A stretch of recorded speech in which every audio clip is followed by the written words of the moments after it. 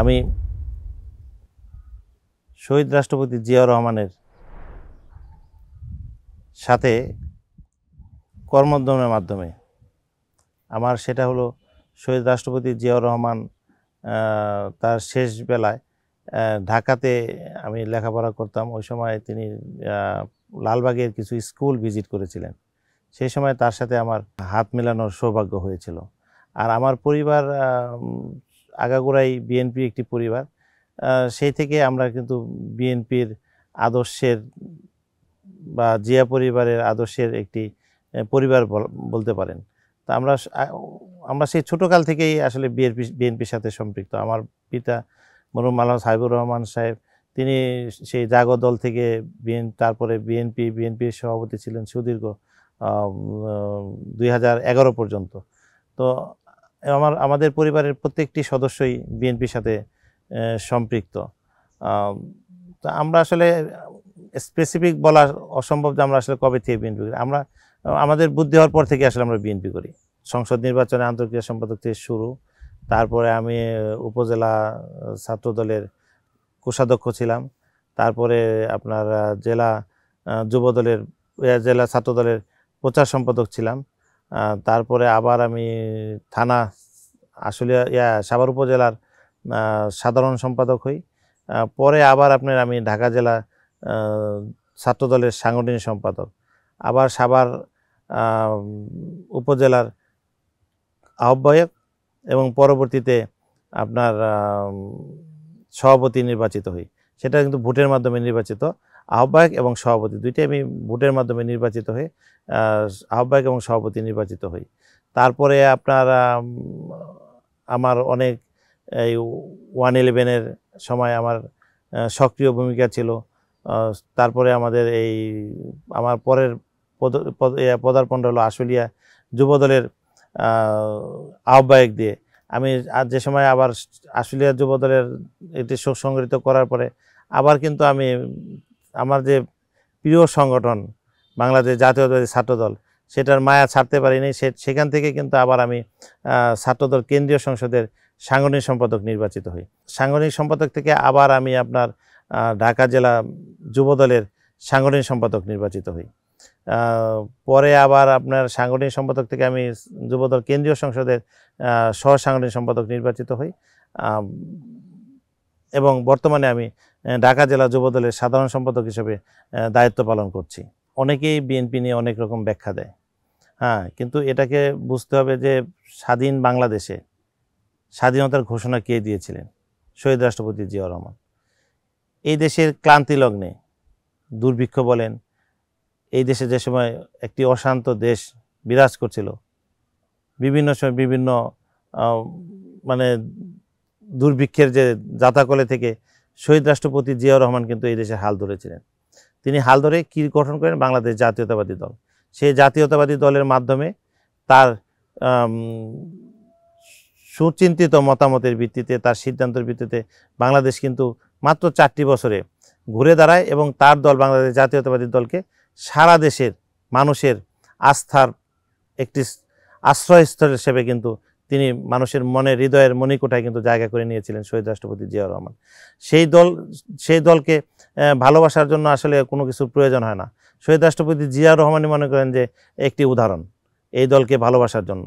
শহীদ রাষ্ট্রপতি জিয়াউর রহমানের আর আমাদের পরিবার যেহেতু বিএনপি পরিবার, সেইখান থেকে আসলে উদ্বুদ্ধ হয়ে আর এদের যতই আপনার রাষ্ট্র পরিচালনার যে জিনিসগুলো, এগুলো কিন্তু সবই কিন্তু বিএনপির করা। তো এইখান থেকে উদ্বুদ্ধ হয়েই মনে করেন যে আমরা ছাত্রদলে একটি প্রগতিশীল ছাত্র সংগঠন যেটা বলে, যেটা শিক্ষা ঐক্য প্রগতির যে একটি সমন্বয়ে যে সংগঠন ছিল সেই ছাত্রদল থেকে কিন্তু আমার পথ চলা। বিগত সরকারের সময় প্রত্যেকটা ধাপে ধাপে 111 থেকে শুরু করে সেই সময় থেকে যে নির্যাতন নিপীড়ন এই দলের নেতাকর্মীদের উপরে করা হয়েছে, ঠিক তারই ধারাবাহিকতায় সেটা বিগত ফ্যাসিস্ট সরকার সেটা চলমান রেখেছিল। তাদের কোনো আন্দোলন দলীয়ভাবে আসলে, হরতাল আসলে তাদের যে বাসাবাড়িতে যে আক্রমণ করা, এলাকায় না থাকতে দেওয়া, মানে মিথ্যা মামলা দেওয়া, এটা কিন্তু চলমান ছিল। তারা একাধিকবার আমার এই বাড়ি, আমার বয়স্ক বাবা মা আমার এই বাড়িতে থাকতেন, আমরা এলাকায় কেউই থাকতে পারতাম না। তারা কিন্তু তাদের মামলা হামলা দিয়ে কিন্তু আমাদের এলাকা থেকে বিতাড়িত করে রেখেছিলেন। বিতাড়িত করেছেন, কিন্তু এর ভিতরেও দেখেন আমাদের এই বাড়িতে 2-3 বার কিন্তু তারা আক্রমণ করেছে এবং ভাঙচুর করেছে প্রশাসনের লোক এসে। সেই বিছানা পাতিতে আপনার পানি ঢেলে দেওয়ার যে মানে একটা মানে খুব বাজে বাজে যে একটা জিনিস, সেটা কিন্তু তারা চালু করেছিল। বিএনপির বহুত নেতার বাড়িতে কিন্তু তারা ওই সময় বাড়ি ভাঙচুর, আসবাবপত্র ভাঙচুর, জানলার গ্লাস ভাঙা, বিছানায় পানি ঢেলে দেওয়া, এই একটা মানে নোংরা একটা রাজনীতি কিন্তু তারা চালু করেছিলেন। সেটা শিকার কিন্তু আমরা হয়েছি। আমাদের বিভিন্নভাবে, আমাদের যেহেতু এলাকায় একটি মানে পারিবারিকভাবে আমাদের একটি অবস্থান আছে, তারপরেও কিন্তু আমরা স্বাধীনভাবে কিন্তু সেই কাজগুলো করতে পারিনি।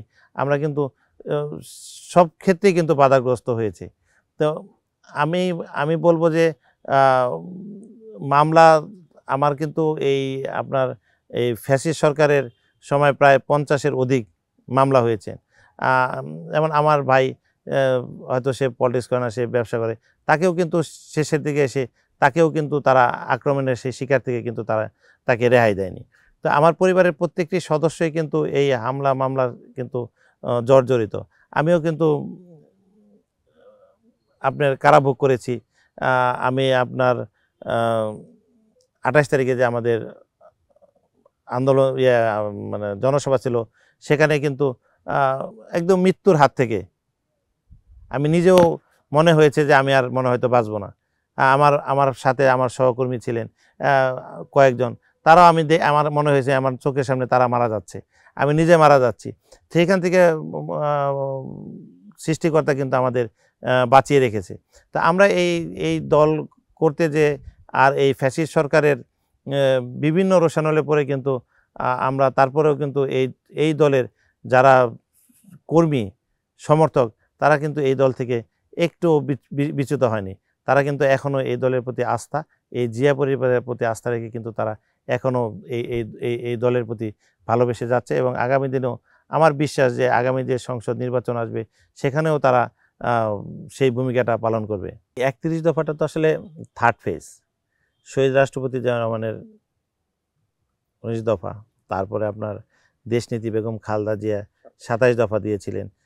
ঠিক তারই আলোকে মানে আমাদের চাহিদা অনুযায়ী, এই দেশ এবং জনগণের চাহিদা অনুযায়ী কিন্তু এটা কিন্তু বৃদ্ধি হচ্ছে এই দফাগুলো। 19, 21, আজকে কিন্তু তারেক রহমানের সকল মানে সাধারণ মানুষের মনের মানে সকলের চাহিদার উপলব্ধি করে তিনি 31 দফা কিন্তু জাতির সামনে উপস্থাপন করেছেন। সেই 31 দফাটা আমরা কিন্তু এই আমার সাভার আশুলিয়া ঢাকা 19, এই ঢাকা 19-এর প্রত্যেকটি হাটে, বাজারে, স্কুলে, আপনার বিভিন্ন এলাকায় কিন্তু আমরা এই লিফলেট বিতরণ করছি। এই 31 দফা নিয়ে আমরা উঠান বৈঠক করছি, এবং এই উঠান বৈঠক এবং আমরা লিফলেট বিতরণে মানুষের মনে যে একটি সাড়া, তাদের যে এই লিফলেট নেওয়ার আগ্রহ, এটা আসলে চোখে না দেখলে মানে এটা বলা যাবে না। কারণ আমরা দেখি যে অনেক সময় লিফলেট আমরা বিতরণ করি, লিফলেটটা হাতে নেয়। লিফলেট আমাদের প্রচারণার অংশ, সেটা বিভিন্ন মাধ্যম হতে পারে, বিভিন্ন পণ্যের হতে পারে, রাজনীতির হতে পারে। সে ঠিক একইভাবে আমরা এই 31 দফার লিফলেটটা মানুষের দ্বারে দ্বারে পৌঁছে দিচ্ছি। কিন্তু আমার দেখা মতে আমি 2-1টি জায়গায় আমরা লক্ষ লক্ষ লিফলেট কিন্তু বিতরণ করেছি এই সাভার আশুলিয়া। আপনারা জানেন এই সাভার আশুলিয়া সবচাইতে বড় আসন, সবচাইতে ভোটার সংখ্যা বেশি বাংলাদেশের মধ্যে। 1 নম্বর আপনার ভোটার সংখ্যা এবং আসনের দিক থেকে যদি আপনি বলেন, সেটা হলো এই ঢাকা 19। এই ঢাকা 19-এর জনসংখ্যা কিন্তু অনেক, 7-এর অধিক আমাদের ভোটার সংখ্যা। তো এইখানে আমাদের লক্ষ লক্ষ লিফলেট কিন্তু আমাদের বিতরণ করতে হয়েছে। আমরা অলরেডি বিতরণ করছি, মানুষের কাছে যাচ্ছি, দিচ্ছি। তারা কিন্তু সাদরে গ্রহণ করছে, এবং তারাও কিন্তু আমাদের সাথে আলোচনা করছে যে 31 দফাটা কি, যে বুঝতেছে না তাদের কিন্তু আমরা কিছু কিছু পয়েন্ট কিন্তু ধরিয়ে দিচ্ছি যে আপনি এই পয়েন্টটাতে যদি আপনি আলোচনা করেন, এটার আরও বিস্তর আছে। এর জন্য কিন্তু আমরা আরেকটা বুকলেট তৈরি করেছি। সেই বুকলেটের মাধ্যমে আমরা সেটা মানুষের কাছে উপস্থাপন করছি। তো এইভাবে আমরা এটার মানে ব্যাপক সাড়া, যে তারেক রহমান আগামী দিনে যদি রাষ্ট্র ক্ষমতায় অধিষ্ঠিত হতে পারে, বাংলাদেশ জাতীয়তাবাদী দল বিএনপি যদি অধিষ্ঠিত পারে, তার প্রধান যদি হন তারেক রহমান, তাহলে তিনি আগামী দিনে এই 31 দফার আলোকে আমাদের এই রাষ্ট্রকে পরিচালিত করবেন। সেখানে আমাদের সব রকম যত অধিকার নিয়ে আমরা ফ্যাসিস্ট সরকারের বিরুদ্ধে আন্দোলন সংগ্রাম করেছি, আমাদের যেসব মৌলিক অধিকারগুলি তারা কেড়ে নিয়েছিল, সেই অধিকারগুলো কিভাবে তারেক রহমান এই জাতির সামনে এই দেশের জনগণকে ফিরিয়ে দিবেন, তার একটি সুন্দর রূপরেখা কিন্তু তিনি 31 দফায় উপস্থাপন করেছেন। সেই 31 দফার উপস্থাপনের মাধ্যমে আমরা এটাকে প্রত্যেকটা এলাকাতে, গ্রামে, ওয়ার্ডে কিন্তু আমরা এটা পৌঁছে দিচ্ছি। পৌঁছে দেওয়ার প্রক্রিয়াতে আমাদের যুবদল, ছাত্রদল, স্বেচ্ছাসেবক দলের সাধারণ নেতাকর্মীরা কিন্তু আমাদের সাথে সবাই সম্পৃক্ত হয়ে কিন্তু তারা কিন্তু আমাদের সাথে কাজ করছে। এবং প্রত্যেকের ঘরে আমাদের পরের পরিকল্পনা, আমরা ঘরে ঘরে যে এর প্রচারণা করব। আমরা এই প্রচারণাটা কিন্তু শুধু যে আমরা মাঠে ঘাটে এখানে রেখেছি তা নয়, কিন্তু আমরা এটা আমাদের শিক্ষা প্রতিষ্ঠানগুলো আছে সেখানে কিন্তু আমরা আমাদের এই লিফলেটগুলো বিতরণ করছি। আমাদের যে এই এলাকাতে যে স্বাস্থ্য সেবার কেন্দ্রগুলো আছে সেখানে আমরা জানাচ্ছি। আমাদের যে মানে ব্যাংক, যে ব্যাংক, সেখানেও কিন্তু আমরা এই লিফলেটগুলো বিতরণ করছি। আমাদের সাধারণ জনগণের কাছে যে ভোটাধিকারের যে মানে প্রয়োগের যে মানে দাবিটা কে করেছে, কে ফিরিয়ে দেওয়ার জন্য আন্দোলন সংগ্রাম করেছে, জনাব তারেক রহমান এই এত বছর ধরে যে জনগণের যে ভোটারের অধিকার যে হরণ করে নিয়েছিল, সেই ভোটাধিকার দেওয়ার জন্য তিনি কিন্তু তিনি জাতির সামনে কিন্তু আমরা সেটা উপস্থাপন করছি। এবং কৃষকদের জন্য আমাদের নেতা কি করেছেন, কি করবেন, সেটা কিন্তু আমরা উপস্থাপন করেছি। একটা কৃষক তার উৎপাদিত পণ্য তিনি কিন্তু অনেক পরিশ্রম, ঘাম ঝরান, সেটা তার নিজের, কিন্তু তিনি বাজার থেকে সেই ফসলটা ফলানোর জন্য যে উপকরণ ক্রয় করেন, সেটা কিন্তু তার অর্থ খরচ হয়। সেই অর্থটা সে লোন করেন বা এলাকায় থেকে এনজিওর কাছ থেকে সে টাকাটা উচ্চ সুদে তার নিতে হয়। সেই উচ্চ সুদের জন্য না তার এই টাকাটা নিতে না হয়, তার জন্য কিন্তু তারেক রহমান একটি সুনির্দিষ্ট দিয়েছেন যে আপনি এটাকে খুব স্বল্প ঋণে বা মানে সরকারিভাবে ঋণ দিয়ে তার সেই চাহিদাটা, কৃষকের যে চাহিদাটা সেটা পূরণ করবেন।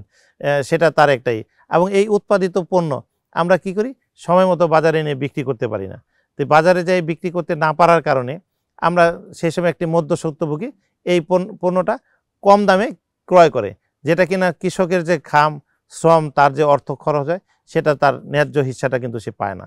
সেটা যেন সে পায়, তার জন্য কিন্তু তারেক রহমানের একটি সুনির্দিষ্ট বক্তব্য, সেটা প্রত্যেকটি ইউনিয়নে তার একটি যে কার্ড, কৃষকের জন্য ফার্মার্স কার্ড তিনি প্রবর্তন করতে যাচ্ছেন।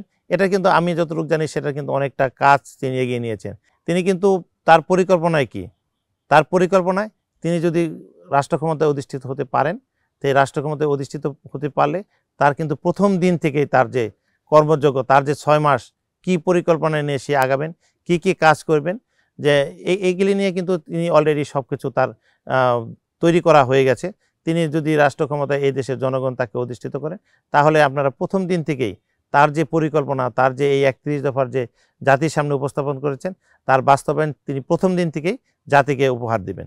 এটা কিন্তু তিনি বারবার কিন্তু এটা কিন্তু আমাদের বলছেন। তিনি শ্রমিকদের জন্য কিন্তু, আমার এই শ্রমিক অধ্যুষিত এলাকা, শ্রমিকরা সুস্থ স্বাস্থ্যসেবা পায় না, শ্রমিকরা তার ন্যায্য মজুরি পায় না, দ্রব্যমূল্যের ঊর্ধ্বগতি, বাড়ি ভাড়া, আমরা দ্রব্যমূল্যের সাথে বাড়ি ভাড়ার কিন্তু বৃদ্ধি করি, কিন্তু সেই শ্রমিকের কিন্তু বেতন কিন্তু বৃদ্ধি হয় না। সেই জায়গায় তিনি কিন্তু একটি সুনির্দিষ্ট বক্তব্য দিয়েছেন যে আমার শ্রমিক ভাইদের, আমরা যাদের এভিডেন্সে এই দেশের অর্থনীতি চাকা করে, তাদেরকে আমাদের দেখতে হবে, তারা যেন সুস্থ থাকতে পারে, তারা যেন ভালো থাকতে পারে। তারা ভালো থাকতে পারলে এই দেশের অর্থনীতির চাকা সচল থাকবে। তার জন্য তিনি এই বেতন কাঠামোর জন্য একটি কমিশন তৈরি করে, সেটার সাথে দ্রব্যমূল্যের যে আছে সেটার সাথে একটি সমন্বয় করে তিনি একটি জাতির সামনে উপস্থাপন করবেন আর কি। এইসব জিনিস নিয়ে কিন্তু তিনি অলরেডি কাজ শুরু করে দিচ্ছেন। এবং আমরা যদি আমাদের দল, আমাদের দেশের জনগণ যদি তারেক জিয়ার প্রতি আস্থা রাখেন, দেশনেত্রী বেগম খালেদা জিয়ার প্রতি আস্থা রাখেন এবং বিএনপির প্রতি আস্থা রাখেন, ধানের শীষের প্রতি আস্থা রাখেন, তাহলে ইনশাল্লাহ আমরা যদি জয়যুক্ত হতে পারি, সরকার গঠন করতে পারি এবং তারেক রহমানকে রাষ্ট্র ক্ষমতায় অধিষ্ঠিত করতে পারি, তাহলে আমরা কিন্তু এই 31 দফার বাস্তবায়ন দেখতে পারবো। এবং এই জাতীয় উপলব্ধি করবে যে ফ্যাসিস্ট সরকারের সেই সময় আর আগামী দিনের বাংলাদেশ কেমন হয়। সেটা তিনি একটি কথাই বলেছেন, সব কিছুর উপরে কি সবার আগে বাংলাদেশ।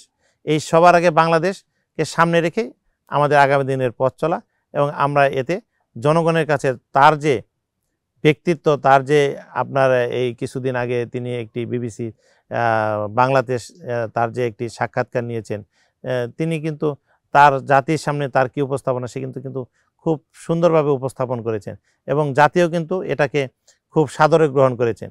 আমরা এই 31 দফা এবং তার বক্তব্যকে সামনে নিয়ে আমরা আগামী দিনে বিএনপির পথ চলতে চাই এবং আমাদের নেতাকর্মীরা কিন্তু সকলে আশ্বস্ত যে আমরা আগামী দিনে তারেক রহমানের নেতৃত্বে একটি সুন্দর বাংলাদেশ পাবো ইনশাল্লাহ। যারাই রাজনীতি করে, ছাত্র রাজনীতি বলেন, যুবদল বলেন, স্বেচ্ছাসেবক বিএনপি বলেন, যারাই যে রাজনীতিটা করে তারা কিন্তু মানুষের দেশের সেবা করার জন্য রাজনীতিটা করে। তো সেই ক্ষেত্রে আমরা ছাত্র রাজনীতি করেছি, ছাত্রদলকে কিভাবে প্রতিষ্ঠিত করা যায়, ছাত্রদলকে কিভাবে মানুষের কাছে দোরগোড়ায় পৌঁছে দেওয়া যায়, ছাত্রদল একটি আগামী দিনের ভবিষ্যৎ, এই যে এরাই আগামী দিনের ভবিষ্যৎ, রাজনীতিক যে প্ল্যাটফর্ম তৈরি করার জন্য যে জিনিসটা দরকার আমরা সেই ছাত্রদল যতদিন করেছি সেখান থেকে কিন্তু আমরা এখান থেকে শিক্ষা নিয়েছি। আপনারা দেখতে পাবেন যে বিগত দিনে যারা ছাত্রদল করেছে আজকেই কিন্তু তারা জাতীয় রাজনীতির নেতৃত্ব দিচ্ছে। এই ছাত্রদল বা বিভিন্ন সংগঠন যারা আছে ছাত্র সংগঠনের, তারাই কিন্তু আগামী দিনের ভবিষ্যৎ। তা আপনার এই ভবিষ্যৎ তারাই কিন্তু আগামী দিনে রাষ্ট্রকে কিভাবে পরিচালিত করবেন, রাষ্ট্র কিভাবে উন্নয়নের শিখরে যাবেন, এটা কিন্তু তারা নির্ধারণ করেন বা জনগণের আস্থা কিন্তু তারা বাস্তবায়ন করেন।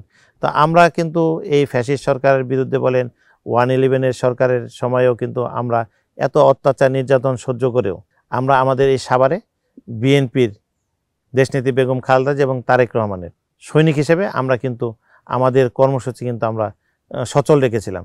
এবং সেই সময় কিন্তু মরহুম আসম হান্নান শাহ তিনি কিন্তু আমাদের এই সাভারে একাধিক প্রোগ্রাম করেছেন। হ্যাঁ, যে সময় কেউ কিন্তু বের হতে পারে না, আমরা কিন্তু সেই সময় কিন্তু এই সাভারে অনেক প্রোগ্রাম করেছি এই দলের পক্ষে। ঠিক তারই ধারাবাহিকতায় আমরা আবার একটি সরকার দেখেছি, তাদের যে ফ্যাসিস্ট আচরণ, তারা সরকার গঠন করার পর থেকে বিএনপির উপরে তারা যে স্টিম রোলার চালিয়েছে, আমাদের সংসদ সদস্যদের উপরে অত্যাচার, দেশনেত্রী বেগম খালেদা জিয়াকে তার বাড়ির থেকে কিভাবে বের করে দেওয়া হয়েছিল। আমার সৌভাগ্য হয়েছিল সেদিনও আমরা এই আপনার জাহাঙ্গীর গেটে থাকার, তারপরে ম্যাডামের সেই গুলশান অফিসে থাকার, এবং এই দীর্ঘ সময় কিন্তু এই যে আমরা যে আন্দোলন সংগ্রাম যতগুলা হয়েছে আমরা কিন্তু প্রত্যক্ষভাবে এবং সবসময় কিন্তু এর সাথে ছিলাম। প্রত্যেকটা আন্দোলন সংগ্রাম এবং দলীয়ভাবে যে কোনো সিদ্ধান্তে কিন্তু আমরা সক্রিয় সদস্য। এবং এই সদস্যর সাথে শুধু যে আমি একা ছিলাম তা নয়, আমার এই সাভার আসলে জনগণও কিন্তু আমাদের সেই সাহায্য সহযোগিতা করেছেন। আপনার সাহায্য সহযোগিতা আমরা যে এলাকায় যে কোনো কর্মসূচি করেছি সেই এলাকার জনগণকে নিয়ে আমরা কিন্তু সেই কর্মসূচিকে বাস্তবায়ন করেছি। তা আমার এই সাভার আশুলিয়ার যে জনগণ যারা আছেন তাদের সাথে কিন্তু একটি দীর্ঘদিনের একটি রাজনৈতিক যে সম্পর্কটা সেটা কিন্তু আমরা চলমান রেখেছি। এবং দেখেন ভারপ্রাপ্ত চেয়ারম্যান কি বলছেন, যে সকলের সাথে ঐক্যবদ্ধ বা এই জাতিকে ঐক্যবদ্ধ করতে হবে। সে জাতিকে কিভাবে, যদি আমার দল ঐক্যবদ্ধ না থাকে।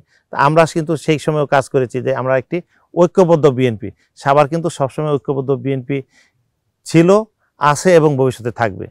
আমরা অনেকেই হয়তো বা আপনার এই যে মনোনয়নের কথা বললেন, মনোনয়ন প্রত্যাশী বা নির্বাচন করার, এই যে রাজনীতি করলে সবারই একটি সেবা করার একটি মাধ্যম লাগে, সেটা সরকারের একটি প্রতিষ্ঠান লাগে, সংসদ সদস্য লোকে জনগণের দোরগোড়ায় যাওয়ার জন্য এবং জনগণের যে এই সামাজিক উন্নয়নের জনগণের যে চাহিদা আছে সেটা পূরণ করার জন্য কিন্তু প্রধান মাধ্যম আপনার নির্বাচন।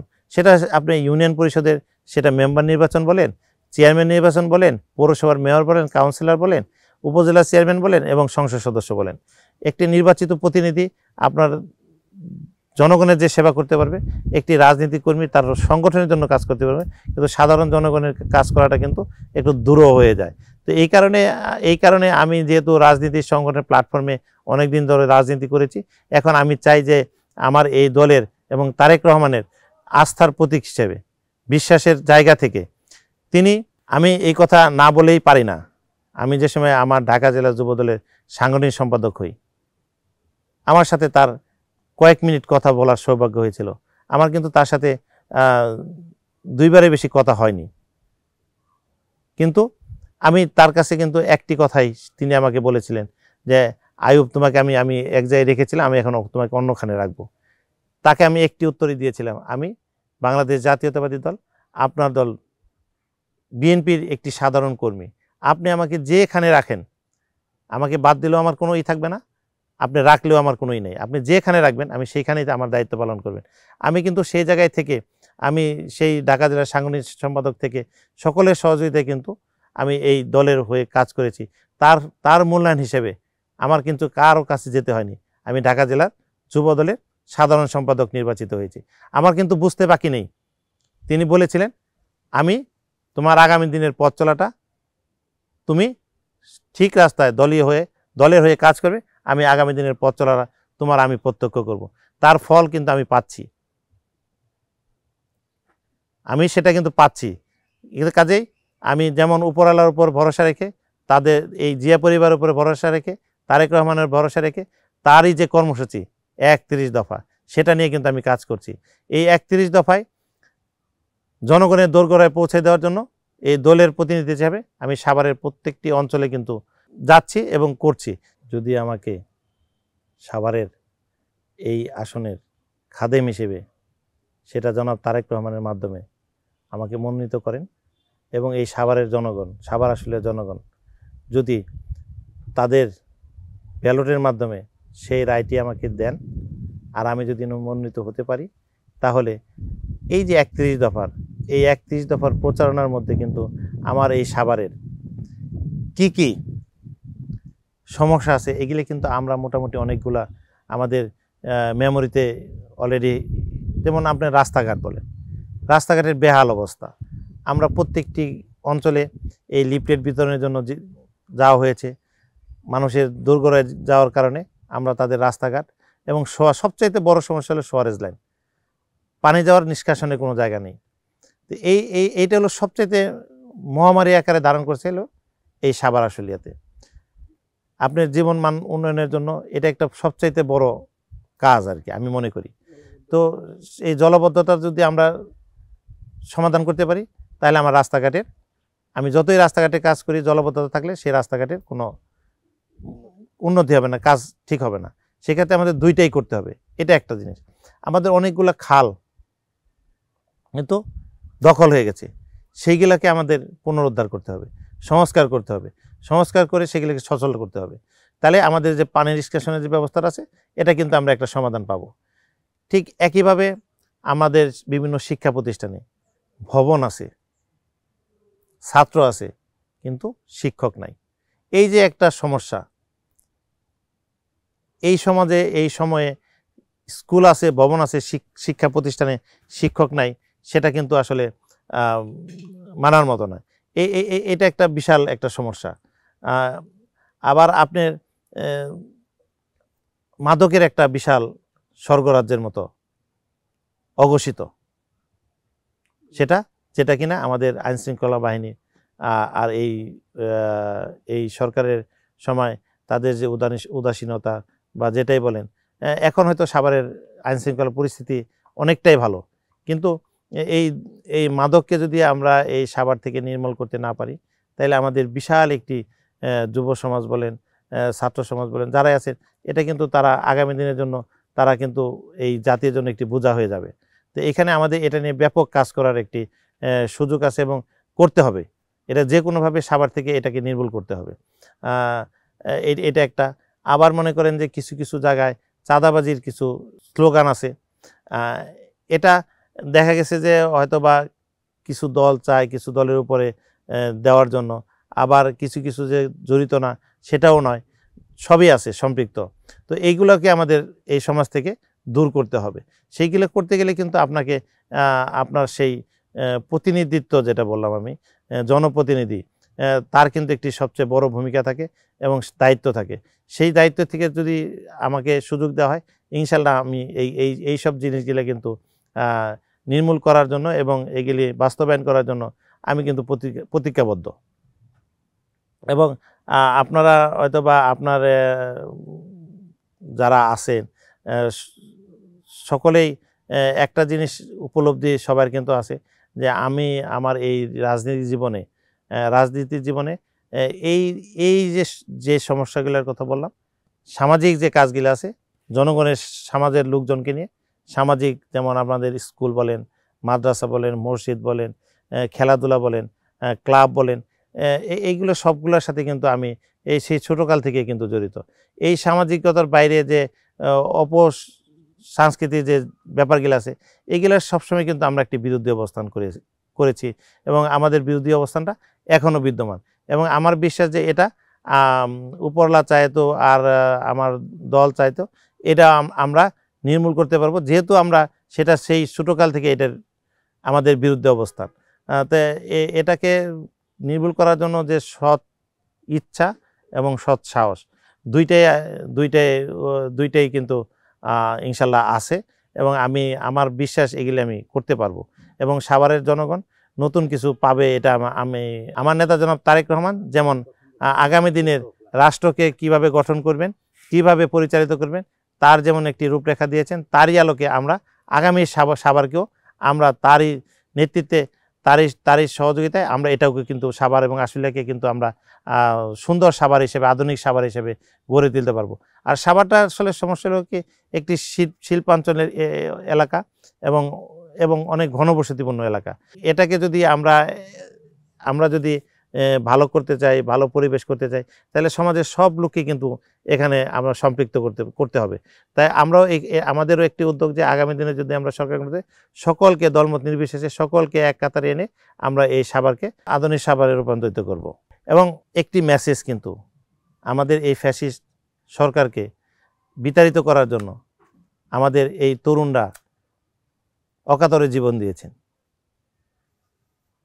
আমি তাদের প্রতি শ্রদ্ধা জানাই। যারা শহীদ হয়েছেন, মহান রাব্বুল আলামিন তাদের বেহেশত নসিব করুন। এবং যারা পঙ্গুত্ব বরণ করেছেন, আমি চাবো রাষ্ট্রীয়ভাবে তাদেরকে রাষ্ট্রীয় মর্যাদা এবং রাষ্ট্রীয়ভাবে তাদের ব্যবস্থা নেওয়া হবে। সেই পরিবারকে, তার যে সন্তান যে এখানে আত্মনিয়োগ করেছেন, সেই পরিবারকেও আমি চাবো যে আমার নেতা জনাব তারেক রহমান আগামী দিনে পুনর্বাসিত করবেন। আমরা যেমন মুক্তিযোদ্ধাদেরকে জাতির শ্রেষ্ঠ সন্তান হিসেবে দেখি, তারাও কিন্তু এই বিভিন্ন আন্দোলন সংগ্রামে এই যারা শহীদ হয়েছেন, প্রত্যেকটি পরিবারকে আমরা সেই একই কাতারে কীভাবে আনা যায়, তার জন্য আমার নেতার প্রতি দাবি থাকবে।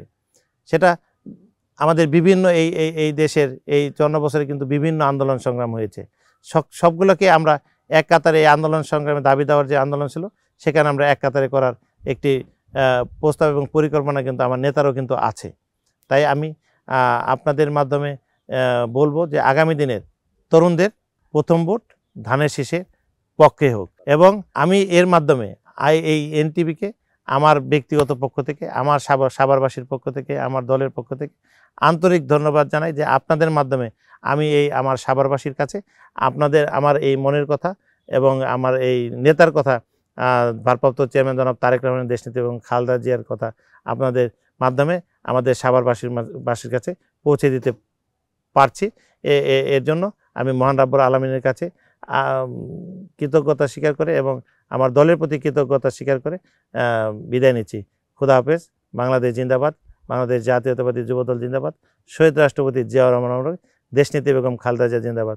আগামী দিনের রাষ্ট্রনায়ক যার অপেক্ষায় সারা বাংলাদেশ, তারেক রহমান জিন্দাবাদ। ধন্যবাদ সকলকে, ভালো থাকবেন।